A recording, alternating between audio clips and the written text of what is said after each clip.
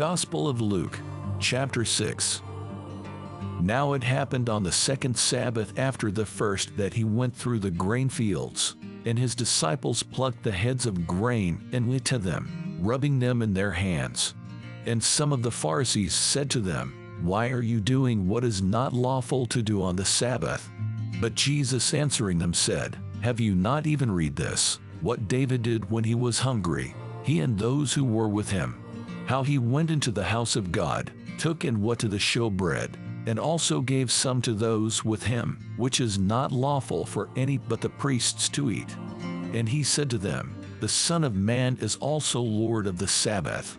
Now it happened on another Sabbath also, that he entered the synagogue and taught, and a man was there whose right hand was withered. So the scribes and Pharisees watched him closely, whether he would heal on the Sabbath, that they might find an accusation against him.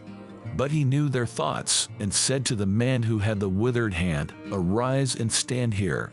And he arose and stood. Then Jesus said to them, I will ask you one thing. Is it lawful on the Sabbath to do good or to do evil, to save life or to destroy? And when he had looked around at them all, he said to the man, Stretch out your hand.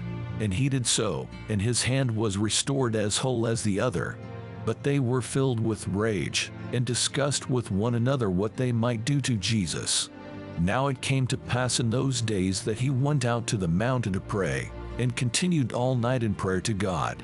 And when it was day, he called his disciples to himself, and from them he chose 12 whom he also named apostles: Simon, whom he also named Peter, and Andrew his brother, James and John, Philip and Bartholomew, Matthew and Thomas, James the son of Alphaeus, and Simon called the Zealot, Judas the son of James, and Judas Iscariot, who also became a traitor.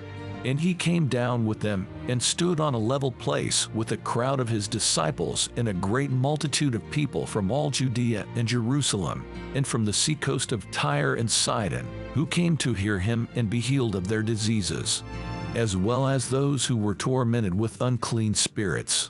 And they were healed.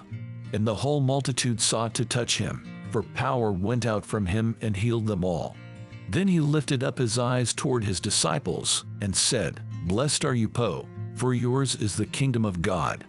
Blessed are you who hunger now, for you shall be filled. Blessed are you who weep now, for you shall laugh. Blessed are you when men hate you, and when they exclude you, and revile you, and cast out your name as evil, for the Son of Man's sake. Rejoice in that day and leap for joy. For indeed your reward is great in heaven, for in like manner their fathers did to the prophets. But woe to you who are rich, for you have received your consolation. Woe to you who are full, for you shall hunger. Woe to you who laugh now, for you shall mourn and weep. Woe to you when all men speak well of you, for so did their fathers to the false prophets. But I say to you who hear, love your enemies, do good to those who hate you. Bless those who curse you, and pray for those who spitefully use you. To him who strikes you on the one cheek, offer the other also. And from him who takes away your cloak, do not withhold your tunic either. Give to everyone who asks of you. And from him who takes away your goods, do not ask them back. And just as you want men to do to you, you also do to them likewise. But if you love those who love you, what credit is that to you? For even sinners love those who love them.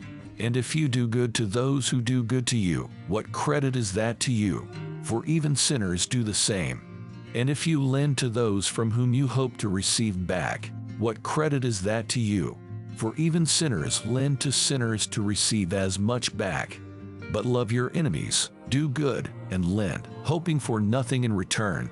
And your reward will be great, and you will be sons of the Most High, for he is kind to the unthankful and evil. Therefore be merciful, just as your Father also is merciful. Judge not, and you shall not be judged. Condemn not, and you shall not be condemned. Forgive, and you will be forgiven.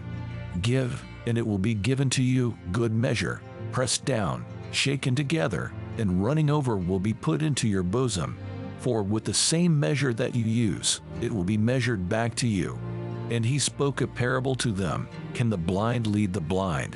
will they not both fall into the ditch? A disciple is not above his teacher, but everyone who is perfectly trained will be like his teacher. And why do you look at the speck in your brother's eye, but do not perceive the plank in your own eye? Or how can you say to your brother, Brother, let me remove the speck that is in your eye, when you yourself do not see the plank that is in your own eye? Hypocrite, first remove the plank from your own eye, and then you will see clearly to remove the speck that is in your brother's eye. For a good tree does not bear bad fruit, nor does a bad tree bear good fruit. For every tree is known by its own fruit. For men do not gather figs from thorns, nor do they gather grapes from a bramble bush. A good man out of the good treasure of his heart brings forth good, and an evil man out of the evil treasure of his heart brings forth evil. For out of the abundance of the heart his mouth speaks. But why do you call me Lord, Lord, and do not do the things which I say? Whoever comes to me, and hears my sayings, and does them, I will show you whom he is like. He is like a man building a house, who dug deep and laid the foundation on the rock. And when the flood arose, the stream beat vehemently against that house, and could not shake it, for it was founded on the rock. But he who heard and did nothing is like a man who built a house on the earth without a foundation, against which the stream beat vehemently, and immediately it fell. And the ruin of that house was great.